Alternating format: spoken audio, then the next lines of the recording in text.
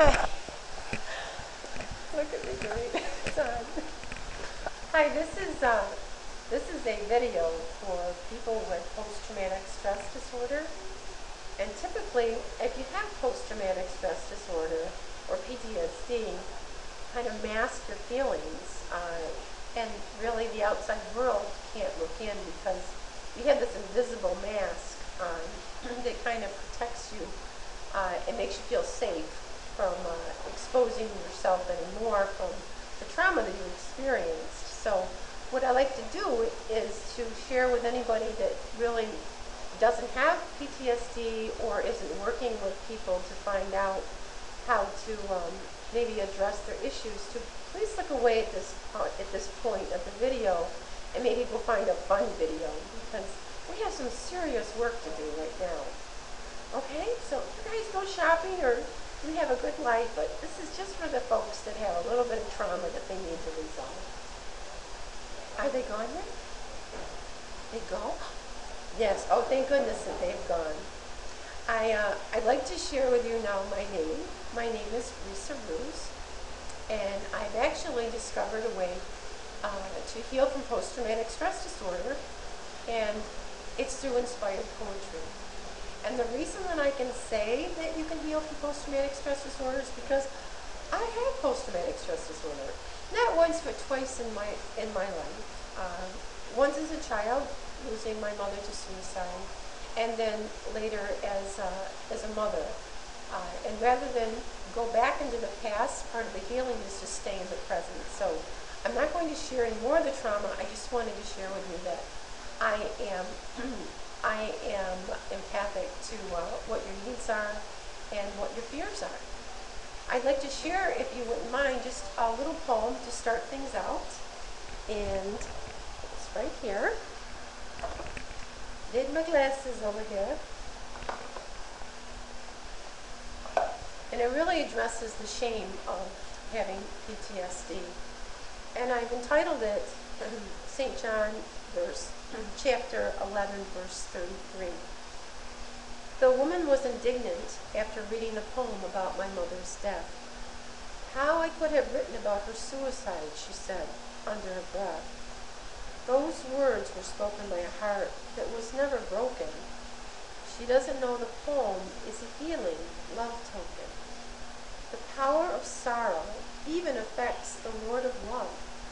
Remember what Christ did just before Lazarus was called back from above. Jesus saw their weeping, and also with her he groaned in the spirit and was troubled.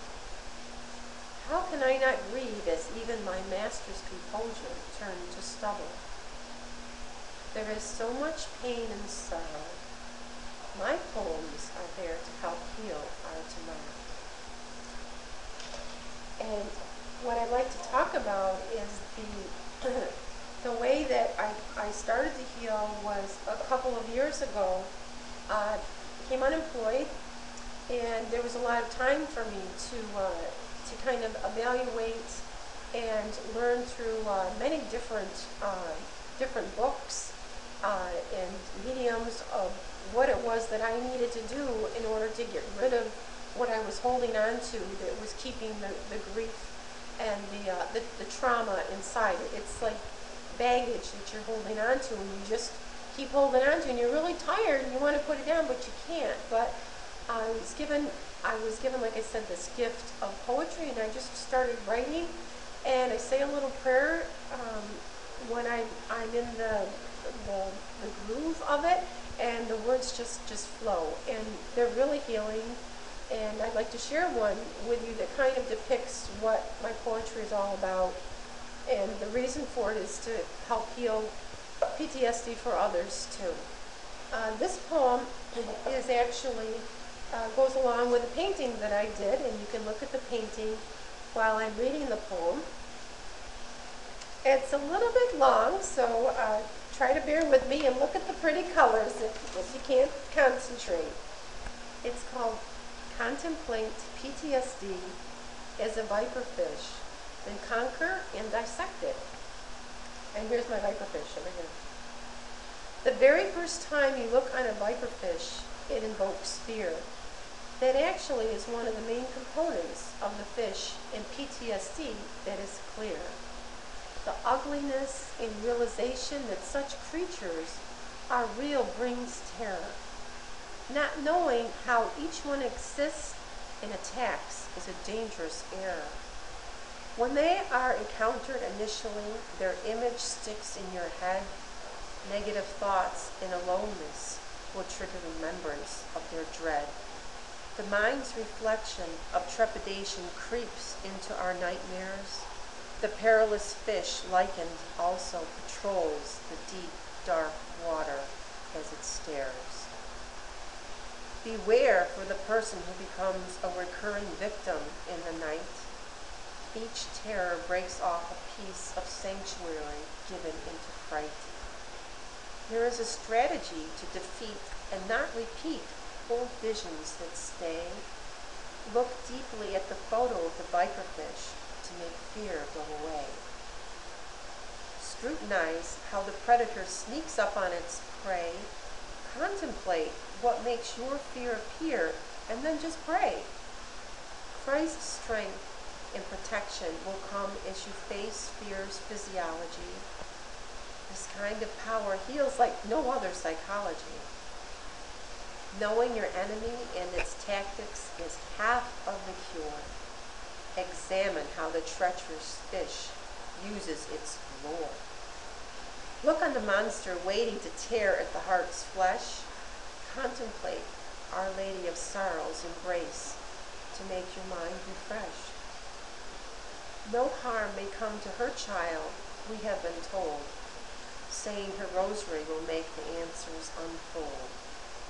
Here's a tip to keep the mental fish not to collide. The battle is won with praise and thanksgiving for Christ and his mother at our side. Fear is conquered when the predator is in the light.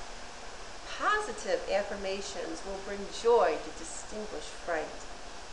Christ is the tool to break down every terrible memory of fear. The strategy is for daily prayer and meditation to keep the mind clear. At this point, the consuming fish can only be safely seen behind the glass. Christ is our shield and armor that wards off ability of the past. And you may think, well, that fish, it doesn't look very scary to me. And that's the whole idea, is that after you've been healed from PTSD, it has a whimsical quality. It represents joy. No longer is there fear from the viperfish when you're healed. There's just joy. I have a lot of articles like the one that you just heard, and each one kind of talks about an emotion or a couple of emotions. So I've kind of formatted a workshop to use either for individuals or small groups and coffee shops. Very, very informal. And if you'd like to join one, feel free to contact me on my website, risaroosartist.com. And my articles that are published are also on the website, and those are free. I actually wrote a poetry anthology, which is my own testimony. And that book, with the other two books that I wrote, are also on my website to share. So the message is that the greatest weapon that we have is prayer and faith against fear, and that's the greatest enemy with PTSD. And when you get rid of the fear, you get rid of PTSD, and there's only joy left. And what's next is giving Thanksgiving. And I thank you for coming to my video. And again, please look at my website at risaroosartist.com. Thank you.